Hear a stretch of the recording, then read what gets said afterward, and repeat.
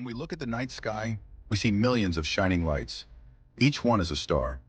But every one of them is born, lives, and eventually dies. So how do stars form? And what do they become in the end? Part 1. Earth.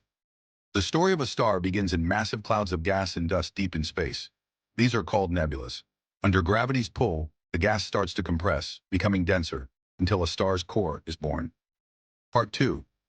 Life. In the core, hydrogen atoms fuse into helium, releasing enormous energy. This process is called nuclear fusion. The star begins to shine and lives its life. Smaller stars can live for billions of years, while massive ones live much shorter lives. Part 3. Death. When a star runs out of fuel, it loses balance. Small stars fade into white dwarfs, but massive stars, they explode in a supernova, leaving behind either a black hole or a neutron star. Outro. The death of a star gives birth to new ones. And maybe, just maybe, that shining light we see in the sky, it might already be gone.